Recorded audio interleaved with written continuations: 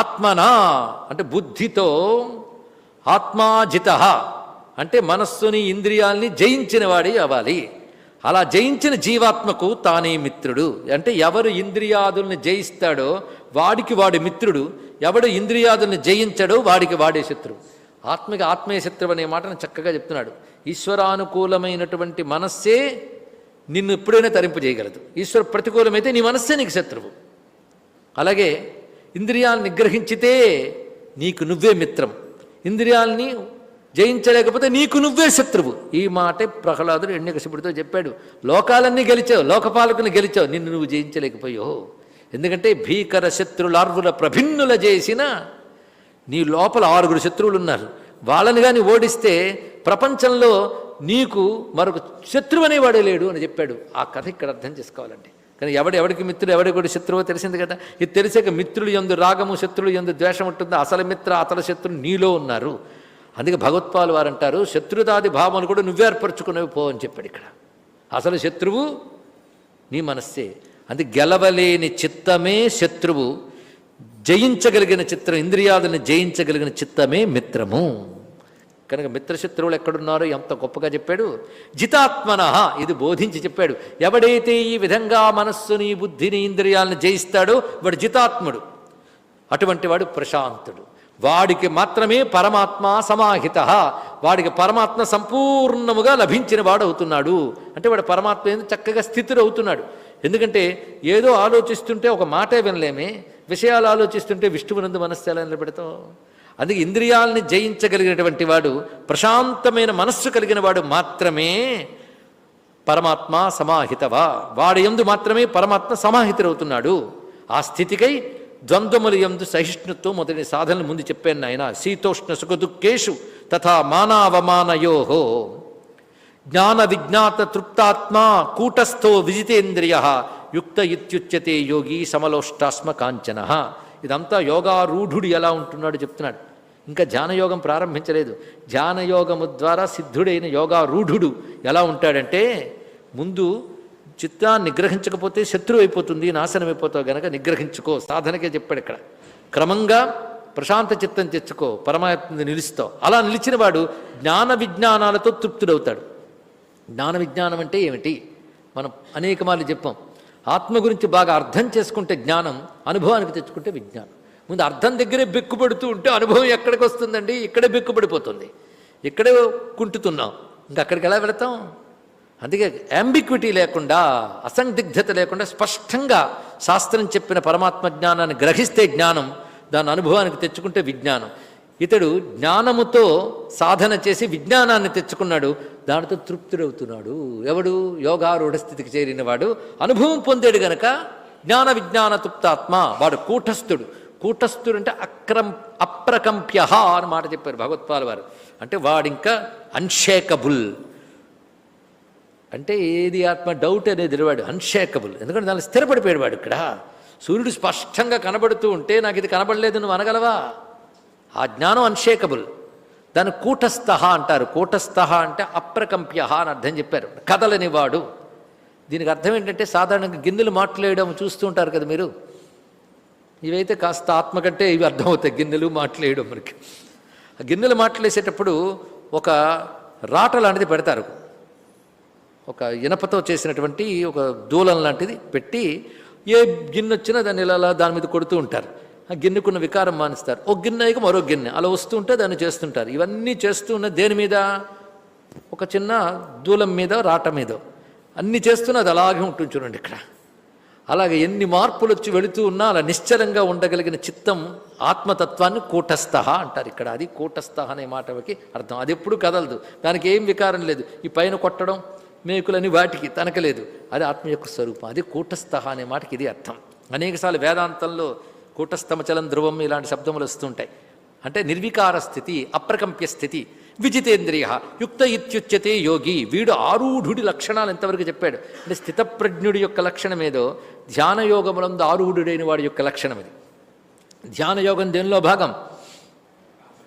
శ్రద్ధగా వింటే ఎందుకు చెప్తున్నాడో తెలియాలి. ఇది ఒక లింక చక్కగా ఉంచుకున్న లెసన్ అండి ఇది. ఇక్కడ అంటే కర్మయోగం వేరు సన్యాసం వేరు అన్నందుకు నాయన కాదు. కర్మయోగంలో భాగమైన ధ్యానయోగంలో నువ్వు స్థిరపడితే యోగారూఢుడు అవుతావు. కానీ యోగారూఢ స్థితే శిఖరం. దానికోసం చేసే ప్రయత్నమంతా కూడాను ఎక్కడం. ఇది తెలుసుకో. అది చెప్పాడు ఇక్కడ. శిఖరం చేరిన వాడు అంటే సిద్ధి పొందిన యోగి ఎలా ఉంటాడో ఇంతవరకు చెప్పబడుతున్నది. యుక్త ఇచ్యుచ్యతే యోగి సమలోష్టాస్మ కాంచన. వాడి స్థితి సమలోష్ట అస్మ కాంచన. అంటే మట్టి యందు రాయి యందు బంగారం యందు సమదృష్టి ఉంటాడు, విషమ దృష్టి లేదు. మళ్ళీ సమ వచ్చింది చూడండి. నిన్న కూడా సమ వచ్చింది. సమదర్శన పండితా సమదర్శన. అంటే మట్టైనా రాయైనా బంగారమైనా ఒకటే వాడికి. అంటే విషయ దృష్టి లేదు, సమదృష్టి ఉన్నది. అంటే బ్రహ్మమునే చూస్తున్నాడు కనుక ఒకదాన్ని ప్రత్యేకంగా చూడటం అనేది లేదు. ఎవడు? యోగారూఢ స్థితికి వెళ్ళినవాడు. వాడు ఎలా ఉంటాడో చెప్తున్నారు. అలాంటి వాళ్ళు ఉంటే ఎంత బాగుంటుందండి. స్థితప్రజ్ఞుల లక్షణం చెప్పినప్పుడు. అలాగే కర్మయోగములో స్థితి పొందిన వాడి యొక్క స్థితి ఇది. సుహృన్మిత్రార్యుదాసీన మధ్యస్థద్వేష్య బంధుషు సాధుష్వపి చ పాపేషు సమబుద్ధిర్విశిష్యతే. సమత్వం యోగముచ్యతే అనే దాని యొక్క వ్యాఖ్యానం ఇదంతా. సమలోష్టాస్మ కాంచన పండితా సమదర్శన సమబుద్ధిర్విశిష్యతే. ఇతడు సమత్వం దేనివల్ల వచ్చింది? అందరిలో సమముగా ఉన్నది బ్రహ్మము. ఉపాధులు విషమం, బ్రహ్మము సమము. ఇతడు దృష్టి దేని యందుంది? బ్రహ్మమునుంది. బ్రహ్మం అంతటా సమంగా వ్యాపించున్నాడు గనక ఇతడు ఉపాధుల్లోనే తేడాలున్నాయి, బ్రహ్మములో తేడా లేదు గనక బ్రహ్మదృష్టితో చూస్తున్నాడు గనక సమలోష్టాస్మ కాంచన. ఆ సమ ఎక్కడ చెప్పాడో మర్చిపోతే మొత్తం లింక్ తెగిపోతుందండి. అందుకే ఏ రోజుకు ఆ రోజు కొత్త నిద్రాది అవస్థలకు వెళుతున్నామంటే తమోగుణం ఎంత ఆవరిస్తుందో చూడని తెలుసుకోనివ్వకుండా ఎంత ఎలర్ట్గా ఉండాలి, ఎంత అటెన్షన్గా ఉండాలి. అందుకే సమత్వం, ఆ సమసిద్ధిని మాట అలా చూపిస్తున్నాడు స్వామి ఇక్కడ. అందుకే సమలోష్టాస్మ కాంచన సమబుద్ధిర్విశిష్యతే. అవునండి, నాకు మట్టిని చూసినా బంగారం చూసినా ఒకేలా అనిపిస్తుందండి. మట్టి బంగారం రెండు అనిపించేగా, మళ్ళీ ఇంకోలా అనిపించడం ఏంటి అంటే బ్రహ్మదృష్టి ఉన్నప్పుడు ఇది గ్రాహ్యము అది అగ్రాహ్యమని రెండూ లేదు. అటువంటి స్థితి ఇది తెలుసుకోవాలి. ఇది తెలిసిన వాడు అన్ని చోట్ల ఒకేలా ప్రవర్తిస్తాడు కాదు, అన్నింటిని ఒకేలా దర్శిస్తాడు. పండిత సమదర్శిన సమవర్తిన కాదు, రెండింటికి చాలా తేడా ఉందండి. తెలుగుపోతే కొన్ని ప్రమాదాలు ఉంటాయి. ఒక ఆయన గురువుగారు చెప్పారు అన్నింటిలో ఒకడే బ్రహ్మం ఉన్నాడు అని. ఎదురుగా ఏనుగు వస్తుందట. ఆ ఏనుగు వస్తుంటే విడుదలిపోతున్నాడు. పైన మావటివాడు పక్కకెళ్ళి అని చెప్తున్నాడు. ఇక్కడ ఏనుగు బ్రహ్మము, మావటివాడు బ్రహ్మము, నేను బ్రహ్మము, బ్రహ్మ అంతా బ్రహ్మమయ్యో అని వెళ్తుంటే ఏనుగు తొండంతో ఒక్క విసిరింది. వెంటనే వాడితో బతికాడు అదృష్టవశాత్తు. వెళ్ళి గురువుగారిని పట్టుకున్నాడు. అంతటా బ్రహ్మమే, అంతటే బ్రహ్మమే అన్నారు.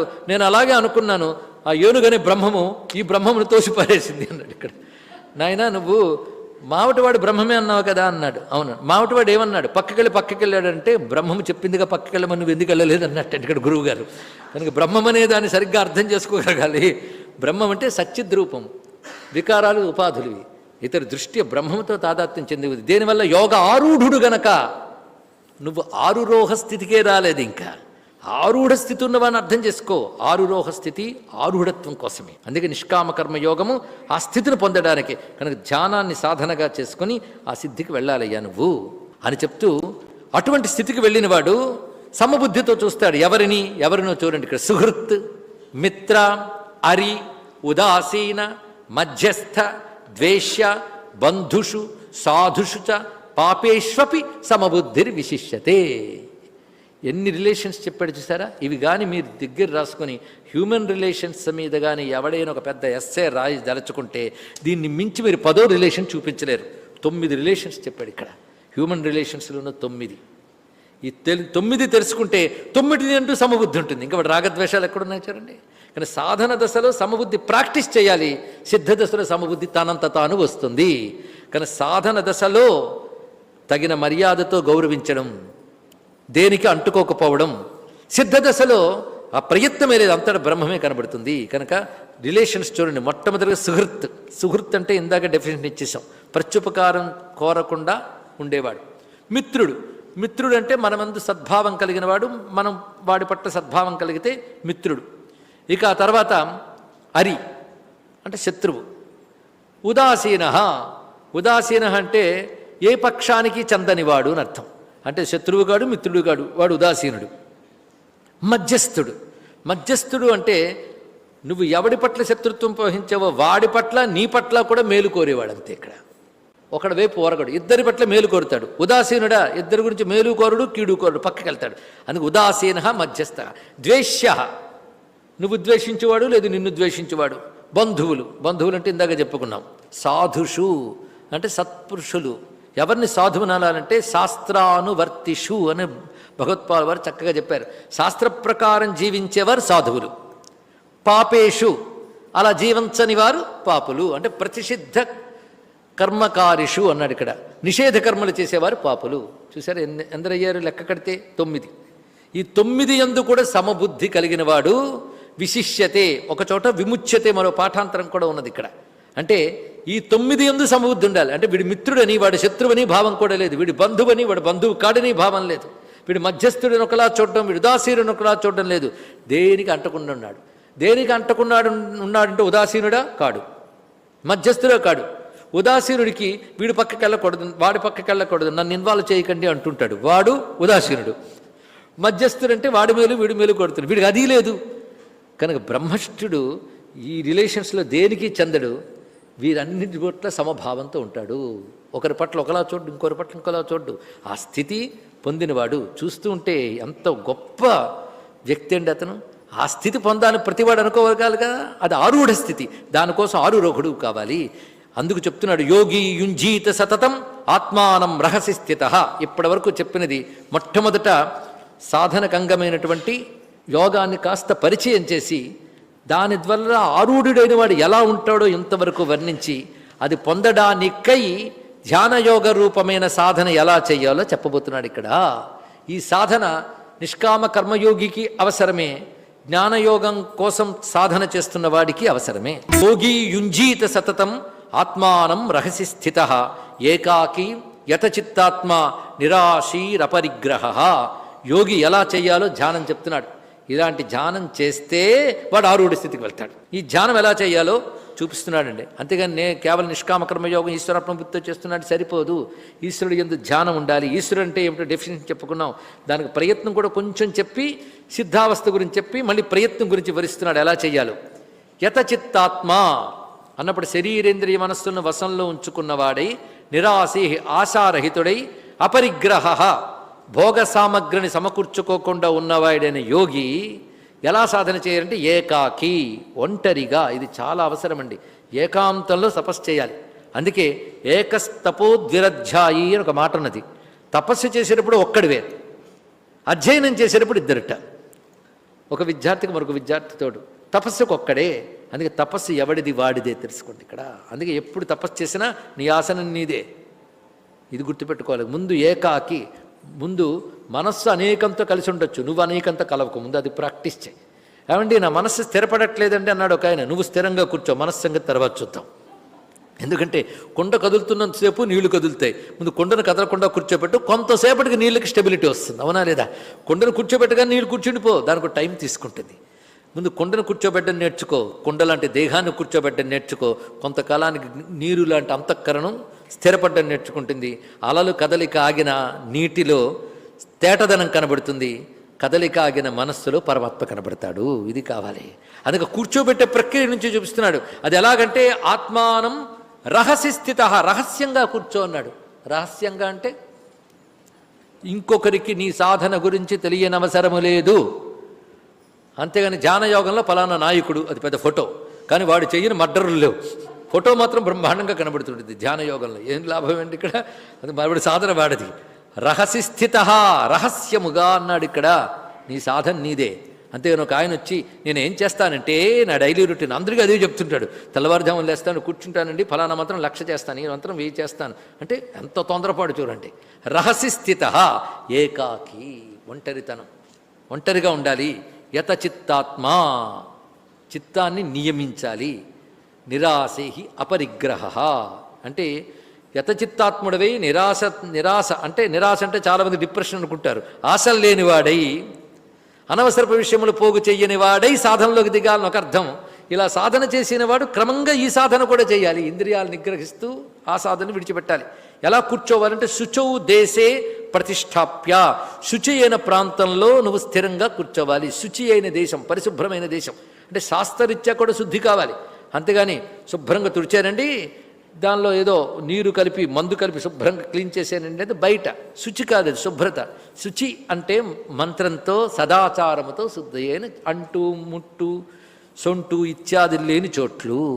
అది అందుకే అవన్నీ కలిపేసుకున్న ఇళ్లల్లో సాధన చెయ్యరాదు. శుచౌ దేశే, సదాచారము కలిగి చేత పవిత్రతమైన ప్రాంతంలో కూర్చొని స్థిరమాసనమాత్మనః, ఎంత గట్టిగా చెప్తాడు అంటే తన ఆసనాన్ని స్థిరపరచుకోవాలి.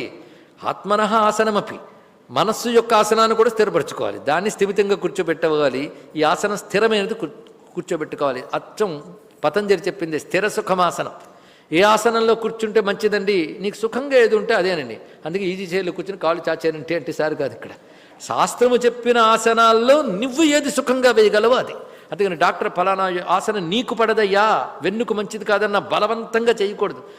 వైద్యశాస్త్రం కానీ శరీర శాస్త్రం కానీ కూడదు అని చెప్పినది హఠం పట్టి చెయ్యకూడదు, తెలుసుకోండి. ఇక్కడ అది కూడదని చెప్పింది చేయకూడదు, అంతే. ఇది మాత్రం ఎప్పుడు గుర్తుపెట్టుకోవాలి. ఎవరి బాడీ కండిషన్ బట్టి అది అప్లై చేసుకోవాలి. అందుకే స్థిరమాసనమాత్మనః, ఆసనం పెట్టుకోవాలి. అది కూడా ఎలాంటిదంటే నాత్యుచ్ఛ్రితం నాతి నీచం. అతి ఎత్తైన ఆసనం పనికిరాదు, అతి కింద ఆసనం కూడా పనికిరాదు. దాన్ని ఎలా వేసుకోవాలంటే చైలాజన కుశోత్తరం, చైలము అజనము కుశము ఉత్తర క్రమంలో వేసుకోవాలి అన్నాడు.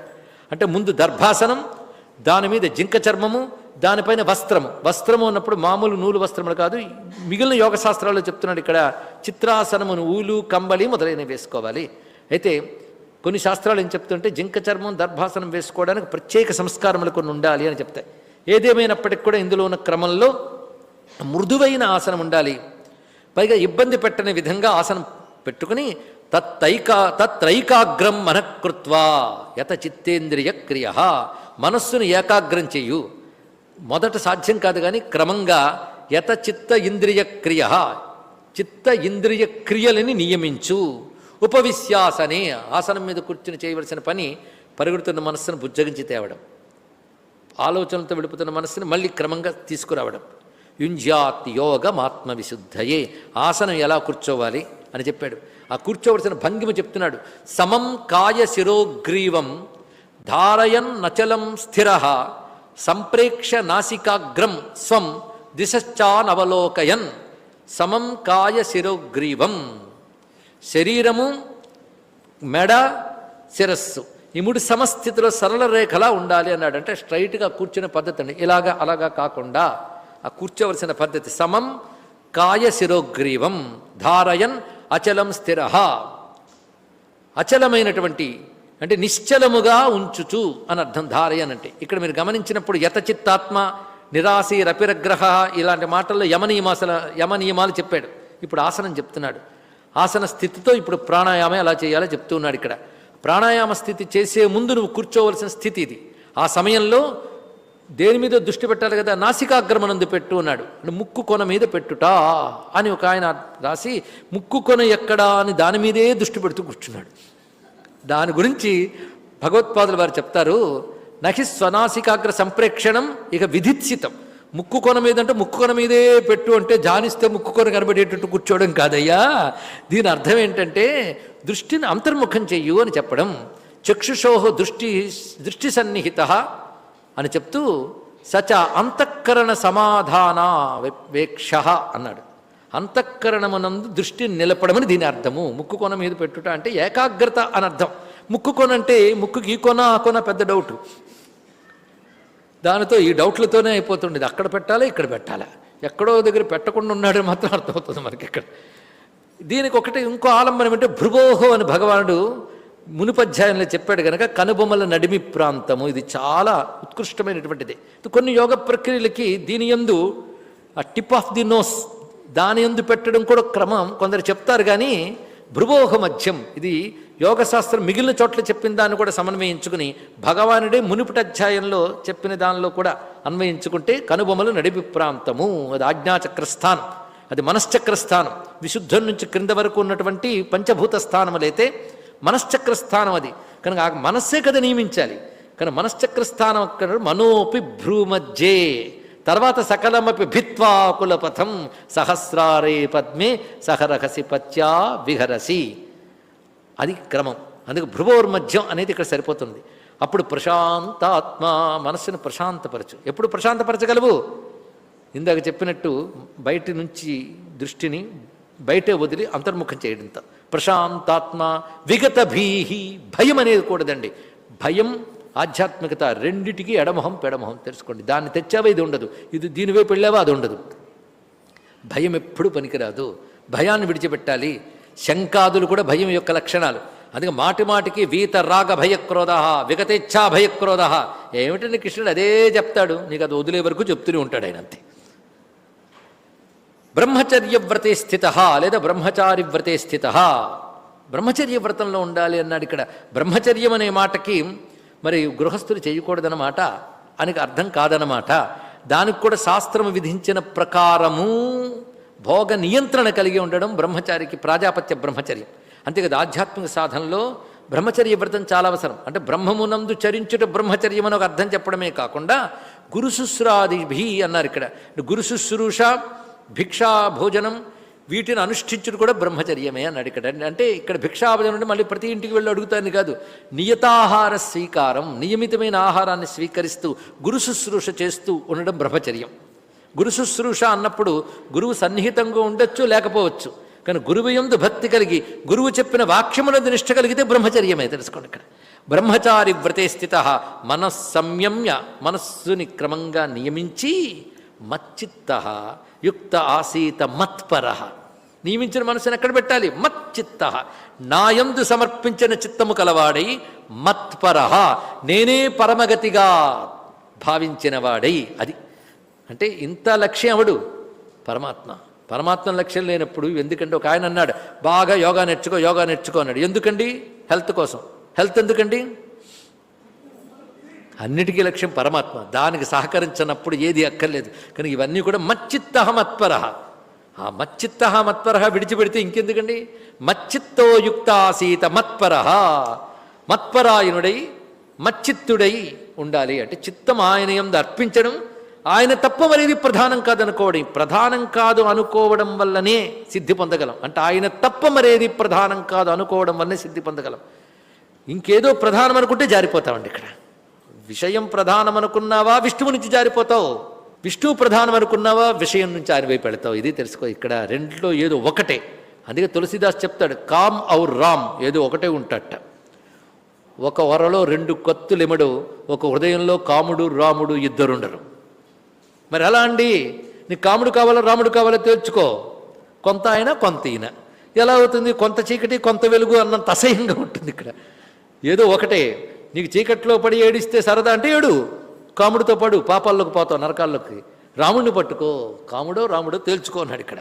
అందుకే అంటాడు మహానుభావుడు లీలాసుకుడు, మనస్సుతో రిక్వెస్ట్ చేస్తూ, మన్మథుడితో రిక్వెస్ట్ చేస్తూ, మా రమావస మదీయ మానసే. ఓ కాముడా, నా మనస్సులో కూర్చోకు, నువ్వు ట్రెస్పాసర్ గాడిలోకి వచ్చేసావు. ఎప్పుడు నేను రాముణ్ణి మరిచిపోయిన సమయం చూసుకుని నువ్వు దూరిపోయావు. ఇక్కడ నేను భగవంతుడిని మరిచిపోయిన సమయం చూసి దూరిపోయావు. నీకు నేను చెప్తున్నాను, హెచ్చరిస్తాను పో. ఎందుకంటే నేను ఇప్పుడు తెలుసుకుని పిలిచాను రాముణ్ణి. ఆయన వస్తాడు. ఎవడైనా సరే తన చోటు కబ్జా చేస్తే వెళ్ళగొడతాడు, వెంట పెట్టేస్తాడు. జాగ్రత్త. కాబట్టి రాముడు వచ్చే సమయం ఏంది? పోరా కాముడా, ఇది ఆయన ఇల్లు అన్నట్ట. అంటే హృదయం ఎవడిల్లు? రాముడిది. కాముడు కబ్జాదారు, సొంతదారు రాముడు. కనుక నా హృదయం రాముడిది, రాముడు వస్తాడు నాకు అని మచ్చిత్త మత్పర అయి ఉండాలి.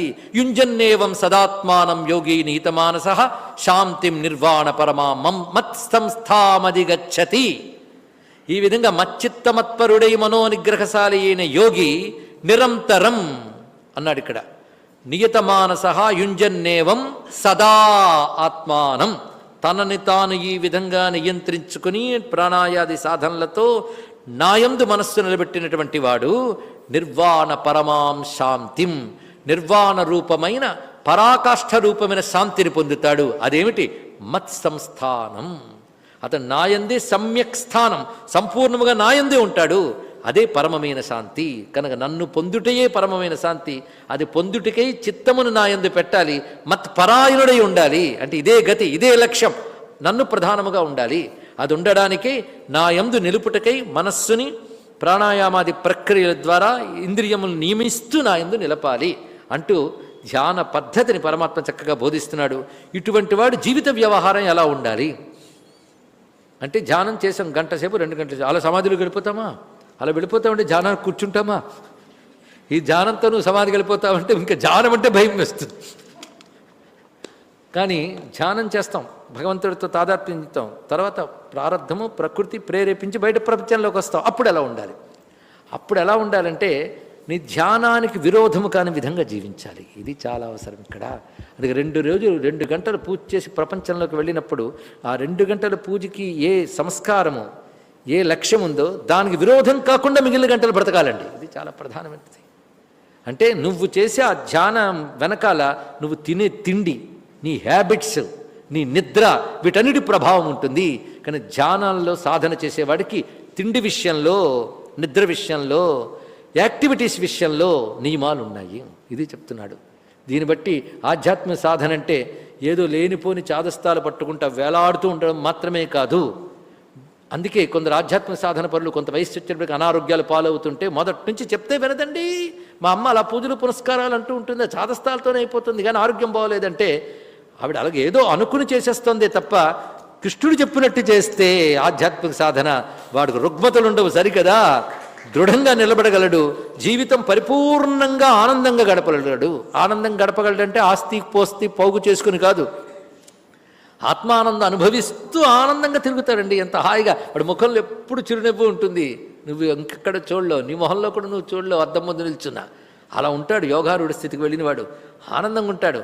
అధ్యాయంలో భగవానుడు ప్రస్తావన చేసినటువంటి 27, 28 శ్లోకాలు స్పర్శాన్ కృత్వా బహిర్బాహ్యాన్, ఆ 2 శ్లోకాల యొక్క వ్యాఖ్యానమే ఇదంతా అని తత్వజ్ఞులు చెప్తారు. అంటే ధ్యాన యోగం ఇందులో చెప్పబడుతున్నది. అందుకే దీని పేరే ధ్యాన యోగము, ఆత్మ సంయమ యోగము. ఇది సాంఖ్యయోగం మనకు అత్యంత సారమని ఎలా చెప్పుకున్నామో ఈ అధ్యాయం కూడా అటువంటిదే. మధ్యలో వచ్చినవి ఆ సాంఖ్య కర్మలను వివరించడానికి మనకు స్పష్టమైన అవగాహన కలగడానికి పనికొచ్చింది. మళ్ళీ సాధనాపరంగా ఉత్కృష్టంగా మనకు పనికొచ్చే అధ్యాయం ఇది. అందుకే సాధకులు ప్రత్యేక దృష్టితో సావధానంగా వినవలసినటువంటి అధ్యాయం ఇది. ఇక్కడ ప్రధానంగా నిష్కామ కర్మయోగి తప్పకుండా అతడు సన్యాసి వంటి వాడే. ఎందుకంటే కర్మల యందు ఆసక్తి విడిచిపెట్టాడు గనక. ఆసక్తిని విడిచిపెట్టడమే నిజమైన సన్యాసం ఆయన, అంతేగాని కర్మను విడిచిపెట్టడం కాదు అని చెప్తూ క్రమంగా సంకల్ప సన్యాసం అనేటువంటి చాలా విశేషము, అది కర్మయోగి కూడా పొందవచ్చు అని చెప్తూ ఆ కర్మయోగి ఆ యోగం ఎప్పుడు పండించుకుంటాడంటే ధ్యానం వల్లనే సాధ్యమవుతుంది. అంతేగాని కర్మలు చేస్తూ ఈశ్వరార్పణ బుద్ధితో చేస్తున్నానంటే సరిపోదు, ఈశ్వరుని యందు బుద్ధి నిలపాలి. కానీ యోగం అనగా ఈశ్వరుని యందు బుద్ధి నిలిపే ప్రయత్నము. ఈ పదం చక్కగా అర్థం చేసుకుంటే ధ్యానయోగం అంతా కూడా బుద్ధిని ఈశ్వరుని యందు చెదరకుండా నిలబెట్టుట, ఇదే ప్రక్రియ. ఎందుకు నిలబెట్టాలి అంటే శాశ్వతం అదే గనక, సత్యం అదే గనక. శాశ్వతమే కాదు, సత్యము కూడా అదే, ఉన్నది అదే. ఏది ఉందో దాని యందు బుద్ధి నిలపట్లేదు. ఆయన వల్ల ఏమి ఉన్నాయనుకుంటున్నామో వాటి యందు బుద్ధి నిలుపుతున్నాం. అందుకే ఇటు నుంచి అటు మరల్చడం అంటే మనస్సు పరిగెడుతోంది ప్రపంచం వైపు, దాన్ని ఉంచవలసింది పరమాత్మ యందు. అందుకే మనస్సుని సంయమనం చేయాలి, అది ఆత్మ సంయమ అని పేరు అందువల్ల పెట్టారు. ఆ పేరులోనే ధ్యానానికి మరొక పదమే ఆత్మ సంయమనం అని తెలుస్తున్నది.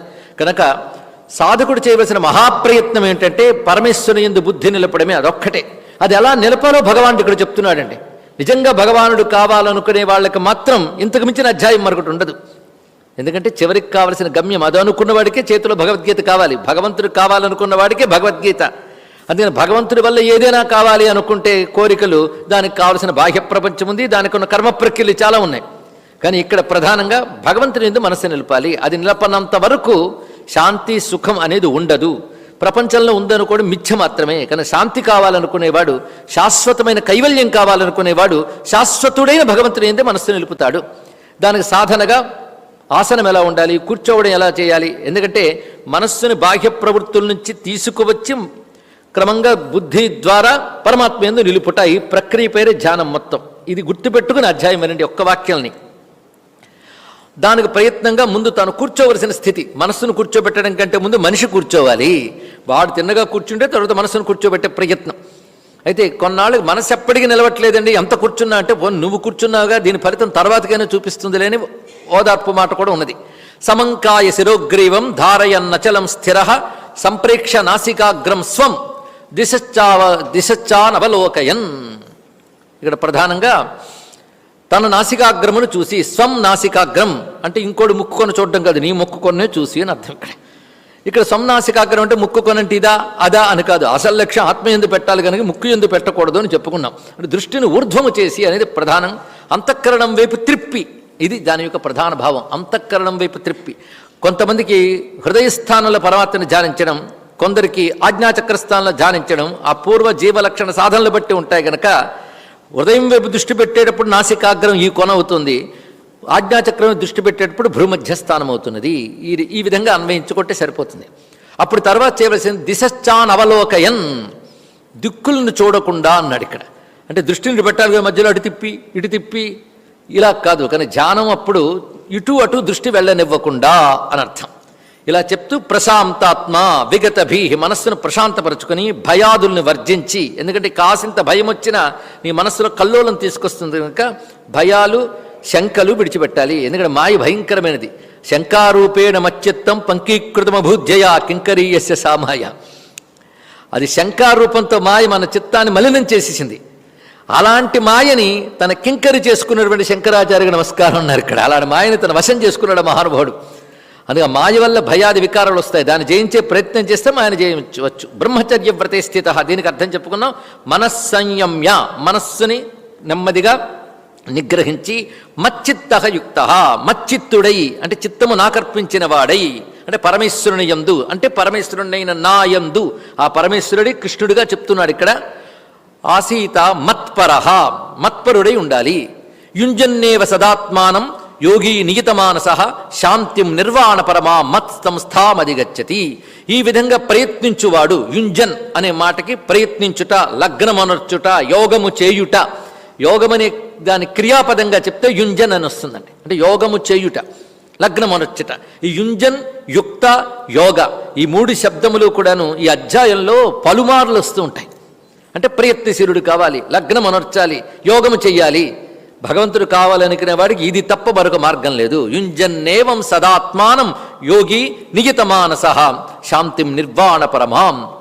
దేని యందు మనస్సు నుంచాలి అంటే సదా ఆత్మానం, ఎల్లవేళలా ఆత్మయందు యుంజన్, మనస్సును లగ్నమునర్చినటువంటి వాడు. ఈ పైన చెప్పిన పద్ధతులు నియతమానసుడై నాయందు మనస్సునుచ్చినటువంటి వాడు మత్ సంస్థాం, నా సంస్థమునే అంటే నా స్థితిని పొందుతున్నాడు, అనగా కైవల్యాన్ని పొందుతున్నాడు. అదేమిటి? నిర్వాణ పరమాం శాంతిం, అంటే మోక్షమే పరమనిష్టగా కలిగినటువంటి యోగము ద్వారా పరాకాష్ఠకు చెందిన మోక్షాన్ని పొందుతున్నాడు. కానీ మోక్షం పొందడానికి ధ్యాన యోగం చాలా విశేషం.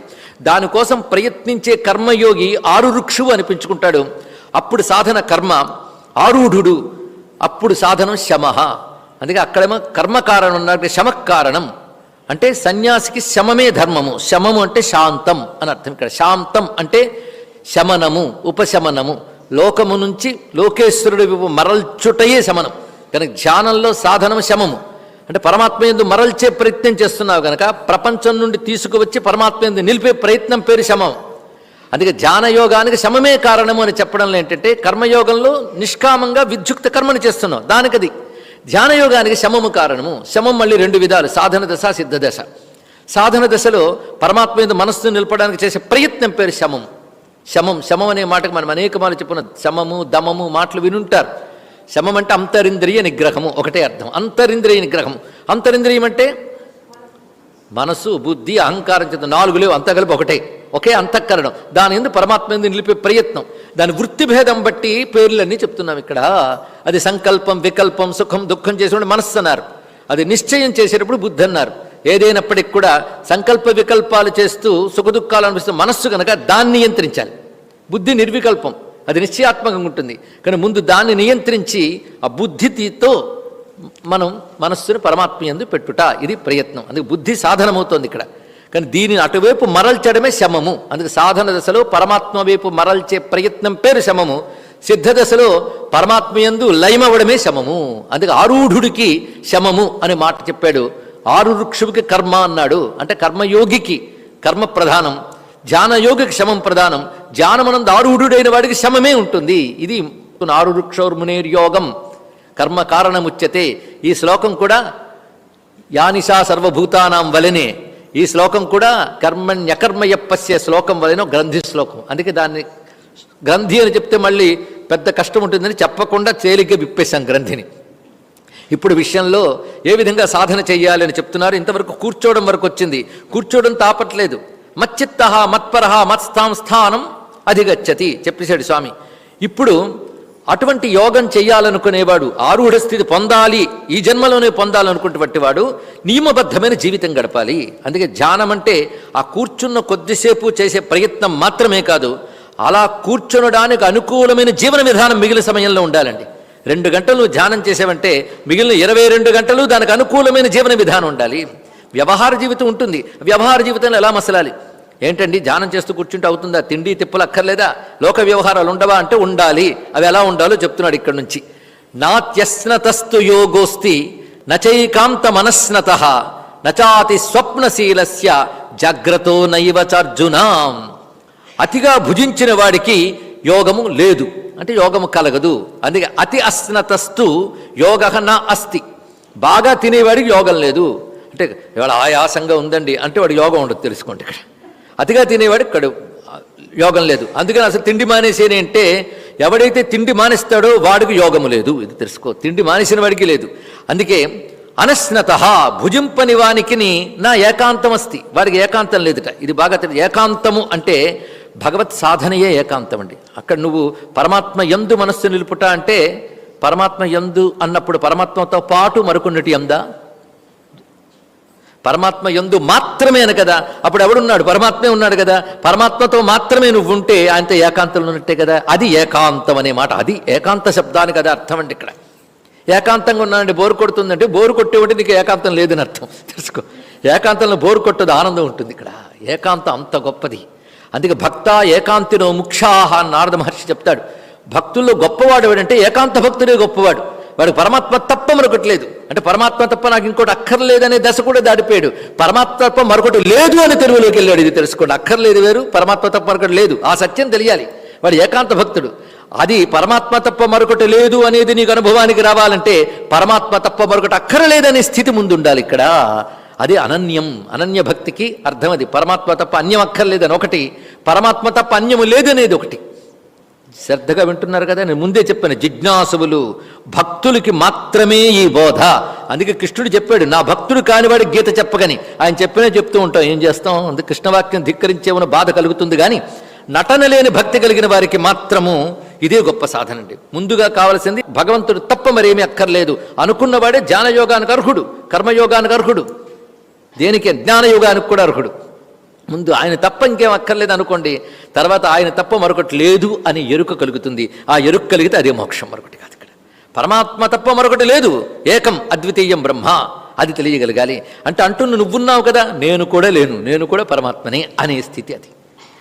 ఇది ఈ సూత్రం గుర్తుపెట్టుకుని సాధన గురించి వింటూ ఉంటే చాలా అర్థమవుతుంది.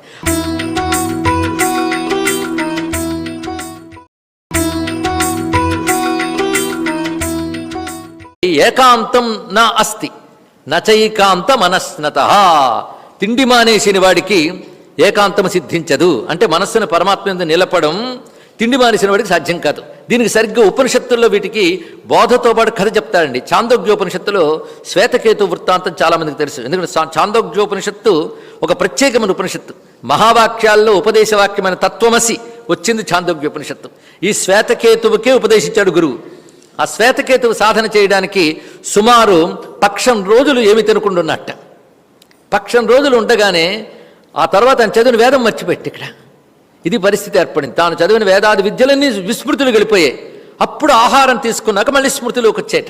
దీన్ని చెప్పడం ఏంటంటే మనస్సుకు బలం ఉంటేనే కదా యోగం వస్తుంది. మనోబలం దేనివల్ల ఏర్పడుతుంది అంటే అన్నం తినడం వల్ల ఆ శక్తి ఎలా మారుతుందో చెప్తున్నాడు. స్థూల భాగం మాలిన్యంగా మారిపోతుంది, సూక్ష్మ భాగం ప్రాణంగా మారుతుంది, సూక్ష్మతమమైనటువంటి భాగం ఏదైతే ఉన్నదో అది మనస్సుగా మారుతుంది అని చెప్పాడు. అందుకే అన్నమే మనస్సు, నువ్వేది తింటావో అదే నీ మనస్సు అవుతుంది. అందుకే శుద్ధమైన భోజనం చేయడం, భగవంతుడికి నివేదించిన అన్నం తినడం, దానికి పరిమితులు నియమాలు ఎందుకు పెట్టారంటే అలా తిన్న అన్నం మంచి మనస్సునిస్తుందండి. నాకేవేం లేవండి, ఎక్కడ పెడితే అక్కడ తింటాను, అందుకే నీ మనస్సు కూడా అంత అసహ్యంగా ఉంది నాయన అని చెప్పాలి. ఇక్కడ నియమబద్ధమైన ఆహారం ఎందుకంటే ఇందుకు. అందుకే పెద్దలు భగవంతుడికి నివేదించకుండా శుచిగా వండకుండా తినరు, సాత్వికము కానిది తినరు. అలాగని తిండి మానేస్తే ప్రమాదం.